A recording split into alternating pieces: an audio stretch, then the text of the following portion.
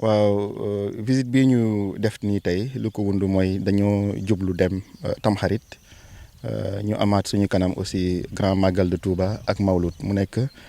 ay moments yoo xamante ne c'est des moments de forte consommation de forte demande ci carotte moo waral tey ji ñu wàcc si terrain bi commencé Kayar Noto Diogo Fass Boye ñu ngi ni tey ba Ndukumaan visite boobu nag objectif bi c'était pour ak béykat yi ensemble ñu jéem a évaluer véritablement récolte yi di ñëw évaluer les quantités xool aussi seen capacité bi nga xam te ni véritablement dina mën a couvrir fête yooyu di ñëw maanaam Tamxarit bi ak Magal bi ak Mawlud bii di ñëw véritablement lu ñu gis ci terrain bi mu nekk lu ñu satisfaire béykat yi béy nañ. Parce que ñoom bu ñu paree aussi campagne pomme de terre dañu gis ne ñun ñëpp dugaat nañ ci tool yi def carotte mu nekk lu am solo li ñu gis ci terrain bi nag am nañ yaakaar ne incha allah production bi nga xamante ne mu ngi fii mën na yore Tamxarit bi ba ñu dem ci Mawlud bi loolu la ñuy ñaan yàlla li ci des nag mooy naka lañ ko mën a organiser entre béykat yi commerçants yi ba véritablement consommateurs yi jot ko aussi dans les meilleures conditions donc liggéey boobu dinañ ko continuer ak ñoom. Structuration commercialisation bi dinañ continuer ak ñoom pour aussi identifier aussi des prix yi nga xam ne prix conseillés de sorte que bu ëllëgee aussi ñëpp incha allah béykat bi mën ci gis boppam commerçant yi mën ci gis boppam te éviter jafe-jafe yi nga xam ne amoon nañ ko daaw ci filière bi. Véritablement le problème de la conservation gis nañ ko mais toujours est-il que fii ngeen ñëw nii maanaam Fass Boye gis neen chambre froide boobu ñu ngi ko fay def de 2000 tonnes. Parce que Fass Boye dafa nekk zone boo xam te ne zone bu mag a mag la ci wàllum carotte ci yeneen produit aussi parce que dafay couvrir aussi yeneen zones yi nga xam te ne mu ngi fi ci boo jëlee supame bi nga jël jaxatu bi yeneen tous les produits horticoles dañuy gis ne ci wàllum régulation bi ou bien ci année bi des moments de forte production les pics de récolte te pics de récolte yooyu janvier mars avril mais souvent véritablement béykat bi day am jafe-jafe pour am ay prix yu baax ça c'est un de deux. Liy yàqu ci tool yi dafay bari léegi chambre froide boobu ak yeneen parce que ñu ngi war a réceptionner at bi incha allah 6000 tonnes de capacité de chambre froide 2000 tonnes bu ñuy def fii ci Fass Boye am na beneen 2000 tonnes bu ñuy def Diamniadio ak bu ñuy def Sangalkam incha allah ci 2025 bi 2026 bi am na beneen bu ñuy def ci Kayar bi donc loolu mooy programme bi nga xam ñu ngi koy def am na yeneen nag en collaboration ak ministère de l'agriculture dans le cadre DEMER loolu c'est muy mën a dimbali parce que. Mbayum dër bi ala kulli àll tant que réglé wuñ le problème de la logistique duñ ci génn loolu moom mu nekk loo xamante ne ñun gis nañ ko logistique bi nag mooy naka lañ koy mën a emballé naka lañ koy mën a transporter naka lañ koy mën a dencee de sorte que véritablement marché bi parce que marché bi dafa am exigence et damay wax souvent ne le rythme des récoltes c'est pas le rythme du marché donc di à partir de ce moment là organisation bi nga xamante ne moom la ñu war a am ak ñoom ñu ngi koy def. Du gaawut nag parce que ça demande beaucoup de moyens mais yaakaar nañ ne incha allah fii ak at yii di ñëw juróomi at yii di ñëw véritablement le problème de la conservation des produits horticoles béykat bi di béy ba pare ne mënumaa jaay wala béy ba pare tuuri ko wala béy ba pare ne véritablement prix bi ma koy jaayee couvrir sama compte d'exploitation yooyu dina nekk derrière nous te loolu mooy suñu objectif loolu mooy suñu vision en collaboration avec les interprofessions agricoles. mais ñun xam nañ ne besoin marché bi c'est en moyenne 3500 4000 tonnes par mois. loolu aussi ñu dinañ ko suivre bu baax mais li rassurant mooy que ne fu ngeen tourner di ngeen gis carotte te marché bi gis nañu aussi ba tey prix yi ba tey c'est des prix yoo xam te ne eggagul niveau boo xam te ne mën nañ am yaakaar ne carotte dafa manqué wala déet non carotte manqué wul carotte am na bu baax a baax a baax te véritablement incha allah Tamxarit mu di màggal bi ak Mawlud bi dinañ am carotte Sénégal te duñu importer benn carotte Sénégal loolu ci prix bi. dañuy partir si maanaam li ñoo xam ne compte d'exploitation béykat bi naam nag loolu je dois dire que ne mosuñ ko fixé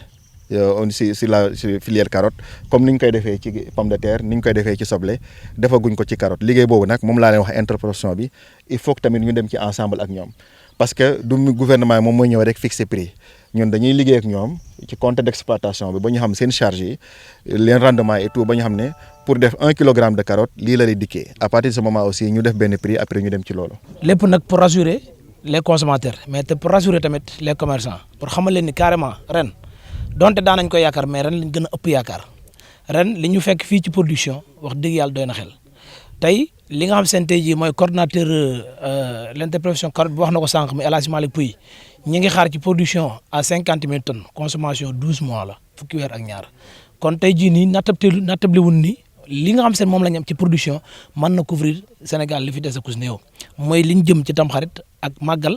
ak mawlit ba ci 31 décembre mën nañ ci am yaakaar li tax ma wax ko nag mooy bu fekkee dañuy xal production 50 000 tonnes mu dem ci 12 mois te li nga xam seen moom moo ñu dese fi mu toll nii presque ci événement yooyu am mën nañ ko xayma ci ay 6 mois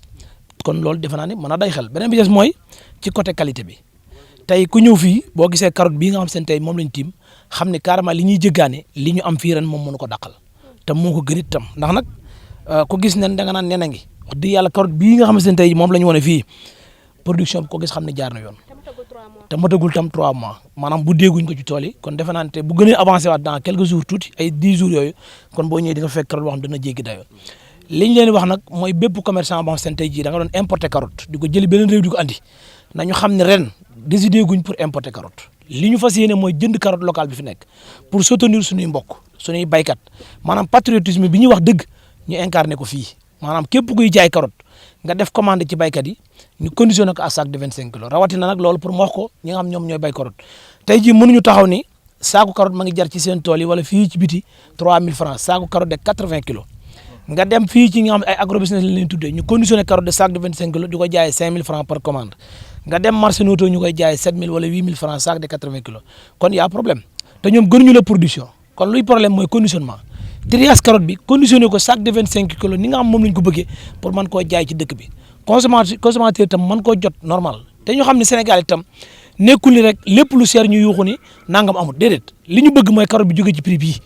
tey au moins prix borçant bi dem 250 francs maanaam baykat bi mën a jaay sac de 25 kilos carotte à 6250 wala minimum 6000 francs loolu la ñu fas yéene te loolu la ñu bëgg tamit ñoom ñu leen koy wax sensibiliser leen ci wax ko seen mbokki baykat yëpp ñu xamal ne ñun commerçant yi kat bëgg nañ jënd mais qualité la ñuy jënd bëgg nañ jënd mais conditionnement bu jaar yoon la ñuy jënd te pare nañ tamit pour engagé wu ak ñoom ànd ci ak ARM l'agence de régulation du marché ñu koy jaajëfal bu baax a baax ndax nag daana am mais amin yi tamit dafa bokk ci li nga xam ne dañ ko war a def ni càppaaculi la maanaam wàcc ci moment yi nga xam ba ci nga war a wàcc bàyyi ban commencé bàyyi ba nit ñi bañ a sonn ngay soog a ñëw déedéet bi ñu ñoralee ba war dem ci commercialisation ngay ànd ak commerçant yi ñëw ci terrain bi rassurer leen xamal leen carrément kat danañ tëj frontière yi ba benn produit du dugg incha allah rabbi pour mën leen a jàppale pour ngeen jaay seen produit. C'est El Hadj Malick Pouy, coordonnateur IPCA interprofession carotte du Sénégal. Oui, on a constaté depuis 4 mois déjà une mévente, en tout cas qui est causée surtout, je pense bien, par la commercialisation. Mais aussi par une surproduction, j'allais dire. Puisque cette année-ci, on a produit plus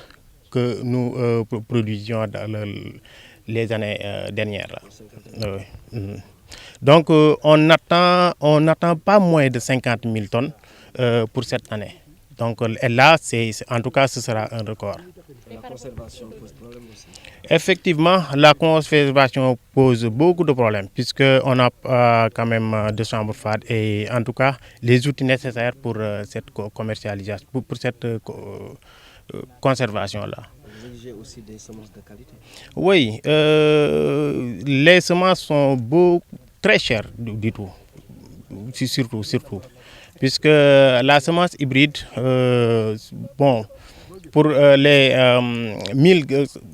100 000 graines, ça coûte 40 000 francs. Et là, pour l'hectare, il te faut au moins 500 000 francs l'hectare. Donc là, c'est trop cher. Bon, si à cette période-là, on ne peut pas faire d'autres types de semences OP. On ne peut utiliser que les semences hybrides.